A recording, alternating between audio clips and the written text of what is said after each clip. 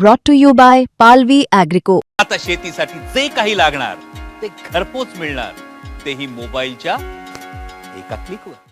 शोहरत खो देने का मुझे दुख नहीं होगा, ये तो नशा है, चढ़ता है तो उतर भी जाता है, लेकिन प्यार मोहब्बत एक ऐसा जज्बा है जो दिलों में घर कर जाता है। मुझे अपने दिलों से मुक्त नहीं करना कभी। सर आपने हमें जिस दिन आप लोगों ने दिलों से निकाल दिया, शायद वो सदमा मैं बर्दाश्त नहीं कर सकूंगा कि गुर्बत नाम की नंगी तलवार पर चलकर मैंने जिंदगी का तवाज़ुन सीखा है। अब ये वक्त के नौकीले पत्थर क्या डराएंगे मुझे। अरे वाह। अगर मैं आपसे पूछूं कि फिल्म इंडस्ट्री में किस तरह से धर्मेंद्र जी की क्या विरासत होनी चाहिए? कुछ भी बन जाए मेरे बच्चे, अच्छे इंसान बन के रहें। होती है तारीफ अहमियत की, इंसानियत की मगर कदर होती है।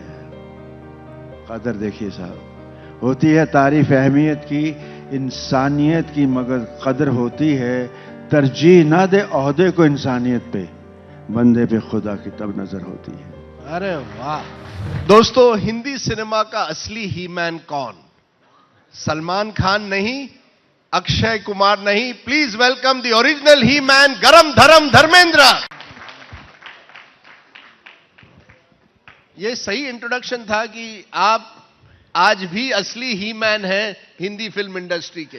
राज थोड़ा ज्यादा कह गए आप, क्योंकि मैं तो हर किसी को खुद से बड़ा ही समझता हूं। बड़े हैं सब, बड़े ही मैन आजकल तो बहुत हैं, लेकिन आपने जिस ढंग से कहा है उसने कुछ पुराने दिन याद दिला दिए। आज भी वैसा ही हूं मैं, ऐसी बात नहीं है। आपका पंजा तो सलमान और अक्षय से बड़ा है। पंजे की लड़ाई में आप जीतेंगे, वो जीतेंगे? इसमें तो खैर मैं ही जीतूंगा।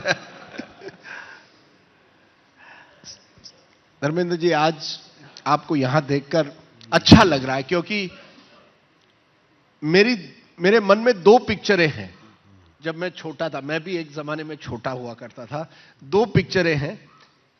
एक थी यादों की बारात और दूसरी पिक्चर थी नया जमाना। और उन पिक्चरों में दोनों सुपर हिट्स रही। जी जी बिल्कुल। तो इसलिए जब मैं आपको देखता हूं, मुझे वो यादें आती हैं।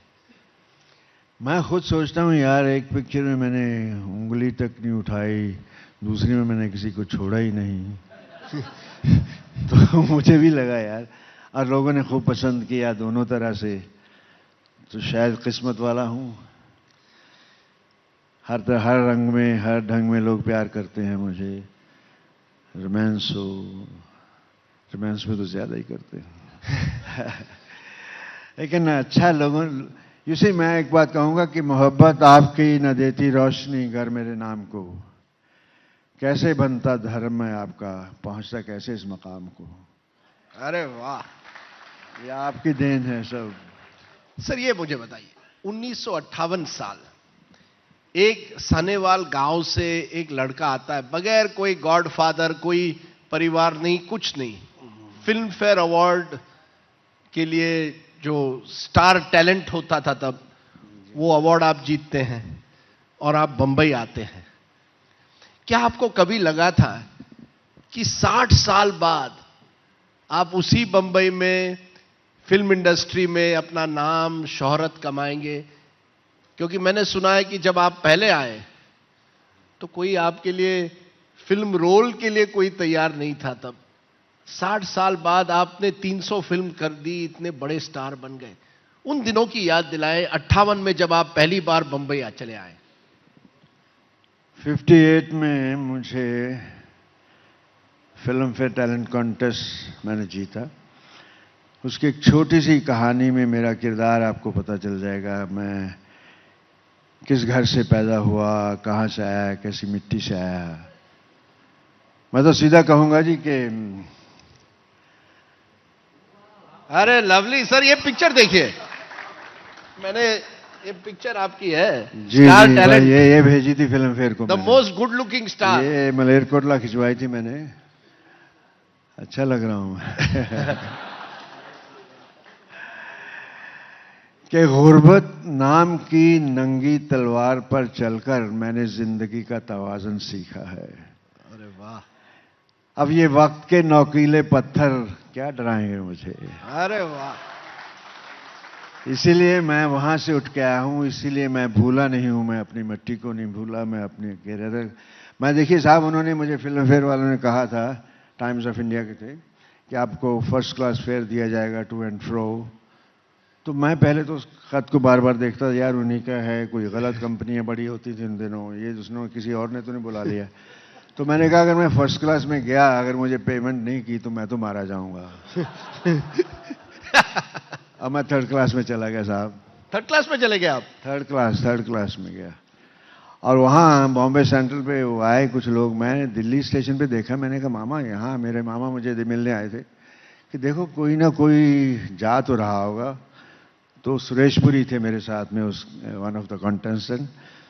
तो मेरा अंदाज़ा ठीक निकला, वो निकले फर्स्ट क्लास से, टक टक टक टक टक सिगरेट पी और 2-4 मैगजीन खरीदे, बगल में लिए, टक टक टक। मैंने कहा एक तो ये जा रहा है साहब, उसके स्टाइल से पता लगा हीरो जा रहा है।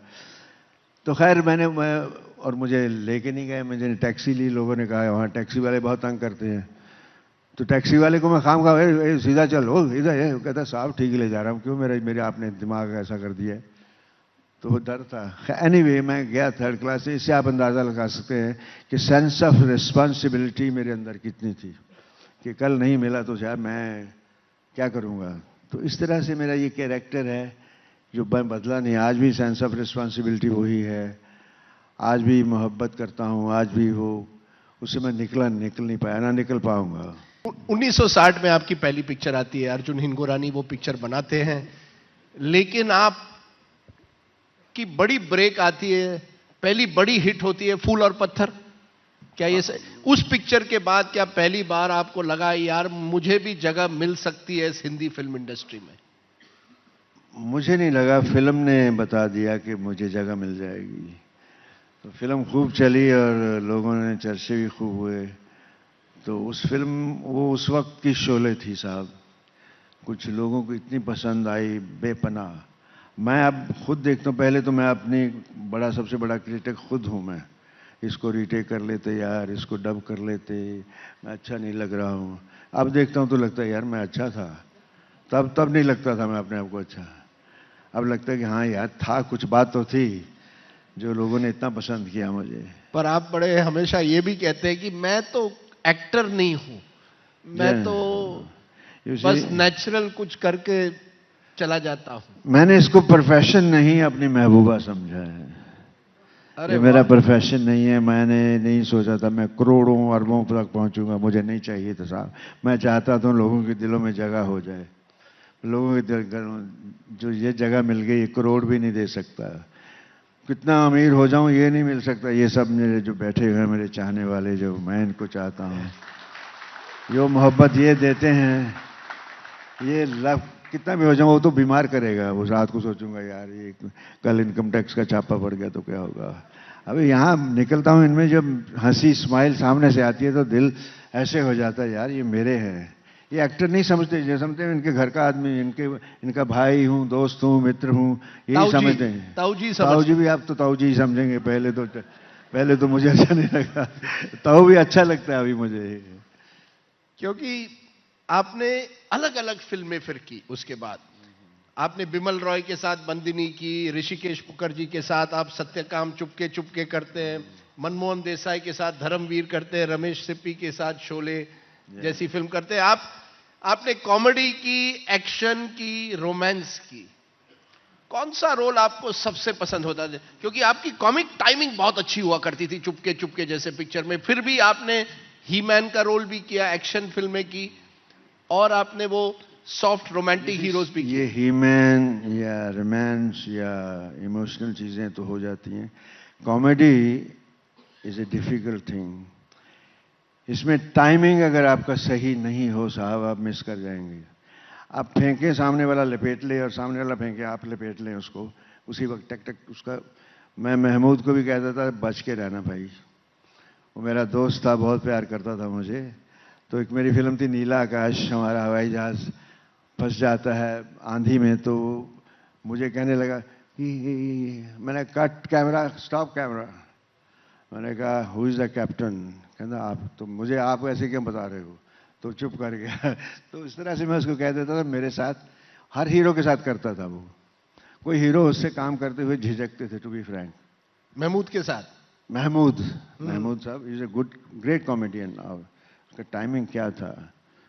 और पर आपकी भी टाइमिंग शोले में, वो जो सबसे मेमोरेबल सीक्वेंस है कॉमेडी में आप ऐड कर लेते हैं। अभी वो मौसी जी के साथ, मौसी जी छोड़िए, वो मंदिर में जब मैं वो कन्या वो कहता हूँ तो उसको थूक लगाने की क्या जरूरत थी डब्बे को? उसमें बात बन जाती है डब्बे कोई जरूरत नहीं थी, एक्टर के अंदर से ही आता है। जब मुक्का ही मारता आ भाई, तो वो उसमें कॉमेडी में आपको बहुत कुछ आपके अंदर से आ जाता है।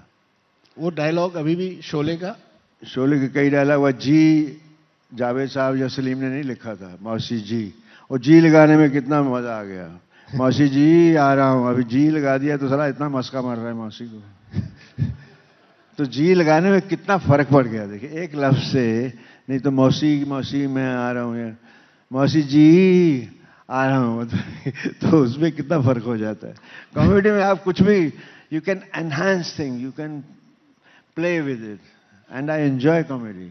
You enjoy comedy. फिर भी आपका एक डायलॉग हमेशा हुआ करता था एक्शन फिल्म में, कुत्ते। ये कुत्ते शब्द, जैसे शत्रुघ्न सिन्हा का खामोश हुआ करता था, आपका था कुत्ते। ये कुत्तों से आपको इतनी नफरत क्यों थी? मुझे अच्छा नहीं लगता, लेकिन एक बहुत पॉपुलर हो गया। अब क्या करूं मैं, पता नहीं कैसे मेरे मुंह से निकल गया, जुबान से। क्या था वो, अब बताइए किस तरह से करें?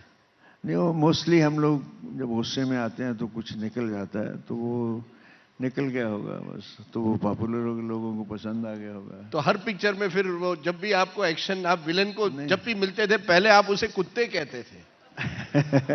विलन होते ही कुत्ते हैं जी से। कुत्ते फिर भी वफादार होते हैं, विलन तो कुत्तों से भी गए गुजरे होते हैं।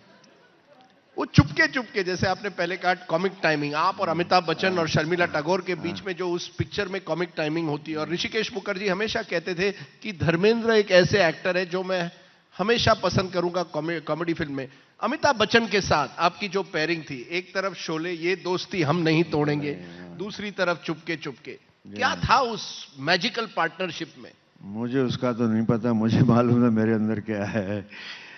Is a good actor. उनकी टाइमिंग क्या है, उनकी आवाज, जादू भरी आवाज है उनकी, तो वो ही कैन प्ले। मेरा क्या है, मैं नेचुरल हूँ, कुछ भी टाइम बोल जाता हूँ। तो कई जगह, कई हमारी फिल्मों में हमेशा क्यू लेते हैं कि इसके बाद क्यू के मैं अपनी लाइन शुरू करूंगा, लेकिन मैं कुछ भी बोल जाता था तो यार कहते तू लाइन मत चेंज किया कर। अभी एक फिल्म थी, ओम प्रकाश कॉमेडियन हमारे थे, तो एक पिक्चर में मैं उनके पाँव में गिरा हूं कि दादाजी अगर आपने हमें माफ नहीं किया हम पैरों से नहीं उठेंगे। तो उनके पैर बहुत गोरे लगे मुझे, बहुत रंग। तो मैंने कहा दादाजी आप पैरों से बिल्कुल अंग्रेज लग रहे हो। तो उनकी दाढ़ी खुल गई, मूंछ खुल गई। कहता ओए जटा, मुझे ये डायलॉग कहाँ था? मैंने कहा जी आपके पैर मुझे बहुत अच्छे लगे, तो मेरे मुंह से निकल गया कि आप पैरों से अंग्रेज लग रहे हैं। पैरों से क्या अंग्रेज हो? तो ये आपने अपने डायलॉग खुद ही वहां फिल्म भी आ जाता है। कॉमेडी में यही बात है, कॉमेडी में नशा है, कुछ भी आ जाता है, उसमें हो जाता है। अभी एक फिल्म थी मेरी, तो हमारे बाथरूम से आमतौर पर दरमियानी फैमिली के लोगों के घरों में एक वो डाइस जैसा नहाने के लिए रख देते हैं ना, लूडो खेलते हैं, तो वो छोटा सा होता है ना, तो वो वैसे ही बनाया हुआ। तो एक में मुझे वो हिरन बाथरूम में धक्का देके बंद कर देती है, बड़े घर की थी। तो मेरा डबिंग में देखा कि यार ये मुझे वो कुछ वो लगा कि हम लूडो खेलते थे ना वैसा ही लग रहा है। तो मेरा बैक थी कैमरे की तरफ, लिप्स का पता नहीं चल रहा था। तो मैंने कहा इतना बड़ा लूडो खेलने वाला कहाँ से ले आइए? तो उसमें लोग इतना हंसे कि यार उसको मजा आ गया लोगों को। आज तक एजेंडा पर मिस वर्ल्ड आई हुई थी। हाँ जी, मैं भी बाहर झलक देख रहा था। आप मिलना चाहते थे उनसे? हाँ, कौन नहीं मिलना चाहेगा मिस वर्ल्ड। पर उन्होंने कहा कि वो एक ममाज गर्ल है, उनकी माँ के साथ बहुत प्रेम है। आप भी मैंने सुना है हमेशा एंड तक अपनी माता जी के पैर दबाते थे। बड़े स्टार बन गए लेकिन घर जाकर आप उनके पैर दबाइए, सही है? जी सही है, बिल्कुल सही है। माँ बहुत कुछ देती है, लेकिन बाप उससे कहीं ज्यादा करता है, माँ से भी। उसको उसका श्रेय नहीं मिलता। पूरी प्लानिंग वो बैठा चुपचाप करता रहता है, मैं इस बेटे को यहाँ से यहाँ, यहाँ से यहाँ ले जाऊं। माँ की गोद में रहते हैं, माँ की हर बात, माँ से प्यार होता है, माँ दोस्त हो जाती है। और मैं, माँ मेरी जब मैं छोटा था तो अगर झाड़ू भी लगाती तो मेरा दिल चाहता था माँ का हेल्प करूं, मैं बर्तन मांजती तो मेरा जी चाहता था मैं भी लग जाऊं। एक फील होती थी। तो अभी मैं पैर दबाता था तो एक दिन मैं कुछ पैर ज्यादा देर दबाता रहा, कुछ दवाएं भी अच्छी होंगी शायद, उस दिन मैंने थोड़ी ली हुई थी, तो मेरी माँ ने घूंट पी हुई थी, मेरी माँ कहने लगी, बेटे आज तू धर्म तो थका भी नहीं, आज तू दबाए नहीं बहुत अच्छे, अगर तू पी के इतने अच्छे पैर दबाता थोड़ी ले लिया कर। तो मुझे बातों बातों में कह गई कि पुत्र आज तू पीती हुई है। तो मैंने कहा नहीं मैंने नहीं पी माँ, कोई बात नहीं। मतलब कह गई मुझे कि बच्चे आज पी है। तो माँ ने कहा थोड़ी पी लो, थोड़ी थोड़ी होकर ज्यादा हो गई। उस कहने में बहुत कुछ था कि मत पिया करो, मत पिया करो, मतलब यही था। मतलब एक कान करना ना कि क्यों ना वो एक तरीका होता है कहने का, तो बड़े प्यार से कह गई हैं। हम नेताओं से हमेशा पूछते हैं कि आपकी लेगेसी क्या होगी, किस तरह से आप एक तरह से क्या विरासत छोड़ना चाहोगे। अगर मैं आपसे पूछूं कि फिल्म इंडस्ट्री में किस तरह से धर्मेंद्र जी की क्या विरासत होनी चाहिए। कुछ भी बन जाए मेरे बच्चे, अच्छे इंसान बन के रहें। इंसानियत से मोहब्बत होती है, इंसानियत से बढ़कर कुछ नहीं होता। इंसान का मतलब आपसे, इंसानियत में सब कुछ आता है, माँ बहन बेटी सब दोस्त, कहाँ कितना क्या बोलना है, वो इंसान बन के रहें बस। होती है तारीफ अहमियत की, वीआईपी वीवीआईपी। मैं अभी तारीफ और कदर में फर्क बताना चाहूंगा, लिखने लग गया हूं, क्या करूं। होती है तारीफ अहमियत की, इंसानियत की मगर कदर होती है। कदर देखिए साहब, होती है तारीफ अहमियत की, इंसानियत की मगर कदर होती है। तरजीह ना दे ओहदे को इंसानियत पे, बंदे पे खुदा की तब नजर होती है। अरे वाह, अरे वाह। मुझे लगता है यही, अगर मैं धर्मेंद्र हूं, ये हूं, अगर मैं इंसान नहीं तो लानत है मेरे ऊपर। यानी एक तरह से मैं कह रहा हूं कि वीवीआईपी कल्चर जो, इसीलिए आप नेता नहीं बन पाए ज्यादा दिन, तो ये आपकी बड़ी गलती हो गई। करवा दी गई मुझसे, करवा दी गई। हाँ जी, बस वो वाजपेयी जी ने करवाई आपसे ये गलती। बस सब मोहब्बत में आ गया। मैंने कहा जी मैं तो मैंने पढ़ा था कि this is the game of scoundrels. तो स्काउंड्रल्स ही थे वो? नहीं, हमने क्लास में पढ़ा था मैंने। तो मैंने कहा जी मैं यहाँ, कहते अच्छे आदमी नहीं आएंगे तो क्या होगा। तो मुझे लगा यार मैं, फिर बाद में लगा एक अच्छा आदमी क्या कर लेगा यहाँ आकर यार, बाकी इतनों में मैं तो घुट जाऊंगा, मर जाऊंगा। लेकिन मैंने अपनी कॉन्स्टिट्यूशन के लिए जो 50 साल से काम नहीं हुए थे, कोई मेरा जर्नलिस्ट भाई, कोई चैनल वाला मेरे लिए चला जाए, उसको पिक्चराइज करके बता दे ये धर्मेंद्र ने करवाया, ये करवाया है, तो मुझे बहुत खुशी होगी। मैंने भारत माँ के एक अंग की सेवा की है, इतना मैं इसमें खुश हूँ। ना सी मुझे श्रेय फिल्म इंडस्ट्री में नहीं मिला, यहाँ भी श्रेय नहीं मिला, लेकिन मैंने कर दिया दिल से। और उस सीट कांग्रेस की थी, तुड़वाना था, इन्होंने मुझे आगे कर दिया और सीट जीत ली। तो इस तरह से लेकिन जाट डोमिनेटेड सीट थी, लोग चाहते थे कि वहां से एक कैंडिडेट। सभी चाहते हैं, बाकी जो जाट नहीं चाहते मुझे यार, सब चाहते हैं। बिल्कुल सही। क्योंकि जाट हूं, किसान हूं, तो उसमें मजा आता है। खेती वाले जमीन खुद के, वो उसमें मैं लिखा, खेती से अभी भी बहुत लगाव है। सुना दूं कुछ? हाँ। मट्टी का बेटा हूं, मरते मरते भी कुछ कर जाऊंगा। मट्टी का बेटा हूं, मरते मरते भी कुछ कर जाऊंगा। उखड़ती बूढ़ी सांसों से चुराकर चंद सांसें मैं, चीर के सीना धरती का फसल नई एक बो दूंगा। खेतों में हरियाली की चादर फिर जब बिछ जाएगी, खेतों में हरियाली की चादर जब बिछ जाएगी, उगाएगी जवानी मेरी, सांसों में सांसें भी आ जाएंगी। अरे वाह। फिर होके लथपथ मट्टी में मैं खेतों खेतों भागूंगा, नाचूंगा, गाऊंगा, और पकते पकते फसल सुनहरी जब हो जाएगी, लेके दाती हाथों में गाता गीत बैसाखी के, मैं सोने के ढेर लगा दूंगा, मैं सोने के ढेर लगा दूंगा। मिट्टी का बेटा हूं, मरते मरते भी कुछ कर जाऊंगा। सर आपको सबसे बड़ा अवार्ड मिला है जनता का प्रेम। बिल्कुल 50 साल से आप फिल्म इंडस्ट्री में एक तरह से दादा की तरह रहे हैं। आपने बिमल रॉय से लेकर यमला पगला दीवाना जैसी फिल्में की है, और जनता ने एक तरह से जो प्यार आपको दिया है, बहुत कम एक्टर्स को दिया है। जनता आपको चाहती है, आप यहां आज आए हैं, एक तरह से आपने अपनी लाइफ जर्नी हमारे सामने रखी है आज तक एजेंडा पे। धर्म जी, एक आखिरी डायलॉग बोल के। राज जी, आपके हर सवाल में मोहब्बत थी, इससे मैं अंदाजा लगा सकता हूं।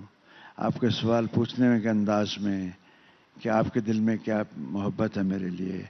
आप तो बहुत फिल्मी लोगों से मिलते रहते हैं, उससे मैं अंदाज़ा लगा सकता हूं।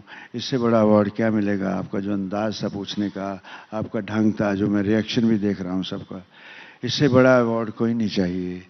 बस इसी तरह मैं आपसे विनती करता हूं, शोहरत खो देने का मुझे दुख नहीं होगा, ये तो नशा है, चढ़ता है तो उतर भी जाता है, लेकिन प्यार मोहब्बत एक ऐसा जज्बा है जो दिलों में घर कर जाता है।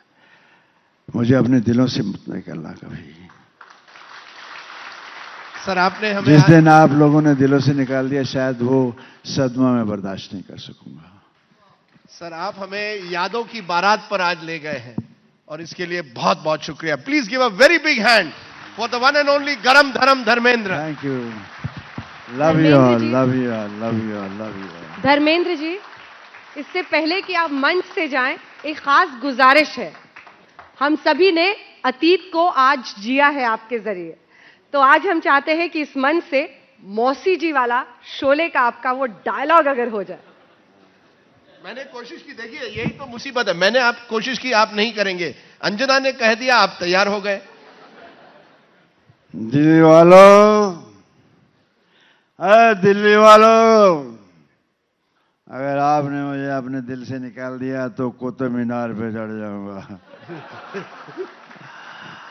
और फिर कोई मौसी आवाज देगी तो उतर भी आऊंगा।